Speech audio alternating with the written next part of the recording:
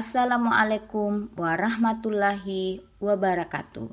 Kali ini kita akan membahas materi tentang proses fertilisasi dan proses perkembangan embrio.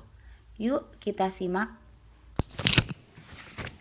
Pria normal melepas sekitar 120 juta sel sperma dan akan berenang menggunakan flagelnya menuju sel telur wanita.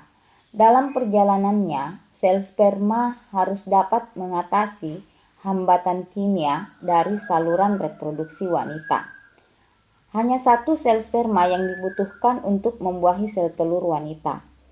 Untuk menembus lapisan pelindung sel telur, sel sperma mengeluarkan enzim yang tersimpan pada akrosomnya, dan enzim ini digunakan untuk mencapai sel telur.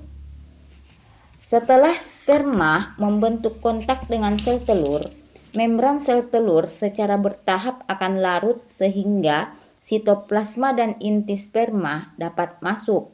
Selanjutnya, sinyal kimia akan dihasilkan oleh permukaan sel telur untuk mematikan sel sperma lainnya yang ada di sekitar sel telur. Terbentuklah zigot dan terjadilah keajaiban pembuahan. Sel telur yang telah dibuahi memulai perjalanannya menuju ke rahim.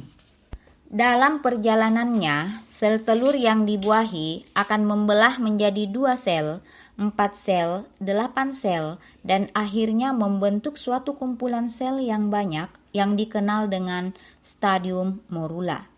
Stadium morula akan membentuk blastula dan akan menempel dalam endometrium pada dinding rahim, yang selanjutnya akan membentuk stadium gastrula. Proses fertilisasi akan dilanjutkan dengan proses perkembangan embrio, yang lebih dikenal dengan embriogenesis. Yuk kita simak bagaimana proses perkembangan embrio. Kehamilan terbagi menjadi 3 trimester. Trimester pertama 0 sampai dengan 3 bulan ditandai dengan perkembangan terpusat pada organogenesis. Pada bulan pertama sudah terbentuk organ-organ tubuh yang penting seperti jantung yang berbentuk pipa, sistem saraf pusat yaitu otak yang berupa gumpalan darah serta kulit.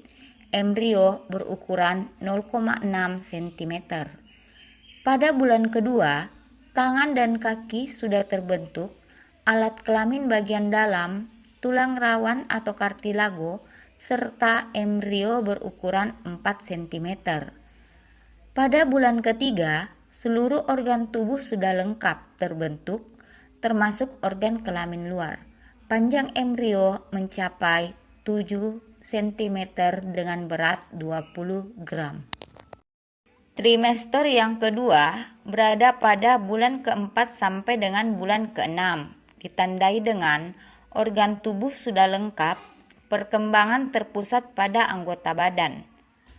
Bulan keempat sudah disebut dengan janin dan janin mulai bergerak aktif. Janin mencapai berat 100 gram dengan panjang 14 cm.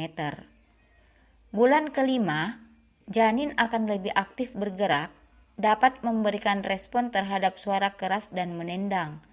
Alat kelamin janin sudah lebih nyata dan akan terlihat bila dilakukan USG. Bulan keenam, janin sudah bergerak lebih bebas dengan memutarkan badan atau posisi tubuhnya. Trimester yang ketiga, bulan ke-7 sampai dengan bulan ke-9, ditandai dengan penyempurnaan organ dan pertumbuhan yang pesat. Bulan ke-7, janin bergerak dengan posisi kepala ke arah liang vagina. Bulan ke-8, janin semakin aktif bergerak dan menendang. Berat dan panjang janin semakin bertambah. Panjang 35 sampai dengan 40 cm dan berat 2.500 sampai dengan 3.000 gram. Bulan ke-9, posisi kepala janin sudah menghadap liang vagina. Bayi siap untuk dilahirkan.